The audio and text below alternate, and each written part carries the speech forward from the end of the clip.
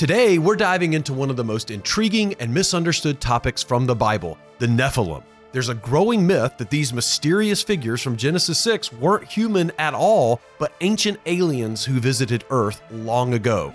With the rise of shows, movies, and theories about extraterrestrial life, it's no surprise this narrative has gained traction. But what does the Bible actually say about the Nephilim? And how can we separate fact from fiction? We're covering all of this in today's episode. I'm Kevin Laymon, a pastor and a Christian therapist in Wilmington, North Carolina. This is Veiled Kingdoms. Let's pierce the veil.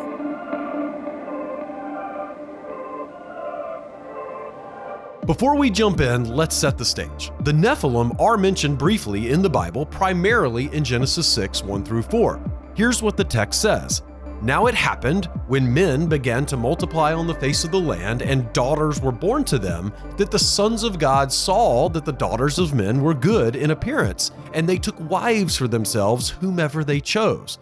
Then Yahweh said, My spirit shall not strive with man forever, because he indeed is flesh. Nevertheless, his days shall be 120 years. The Nephilim were on the earth in those days and also afterward when the sons of God came into the daughters of men and they bore children to them. Those were the mighty men who were of old, men of renown.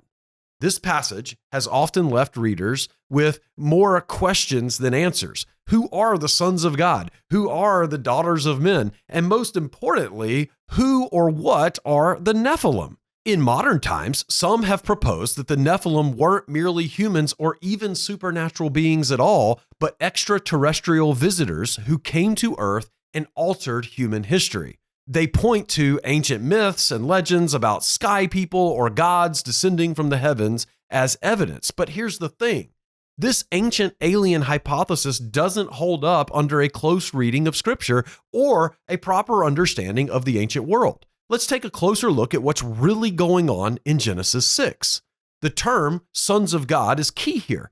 In the Bible, this phrase often refers to divine beings, members of a heavenly court, or what we might generically call angels. These sons of God were spiritual beings created by God to have authority in the unseen realm.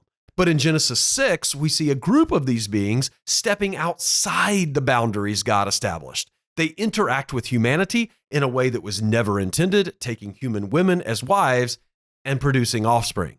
These offspring were the Nephilim, described as mighty men, giants, or warriors of renown. And they actually pop up all over the place throughout the Old Testament, particularly in the conquest of Joshua and David. And we cover much of that on this channel. So the Nephilim weren't aliens from another galaxy. They were the result of a supernatural rebellion, one that caused these spiritual beings to leave their proper domain and tamper with the human race. This is a spiritual problem, not a cosmic one involving UFOs. The myth of the Nephilim as ancient aliens often stems from a misunderstanding of the ancient biblical worldview. In the modern world, we think in terms of science fiction, intergalactic travel, advanced technology, and even the search for extraterrestrial life. But the biblical authors weren't concerned with life on other planets at all. They were concerned with the spiritual realm and how supernatural beings influence life on Earth. What's also important to recognize is that many cultures outside the Bible have similar stories, tales of gods or divine beings interacting with humans. In Greek mythology, for example, we have stories of gods coming down to have children with mortals, resulting in demigods like Hercules or Wonder Woman.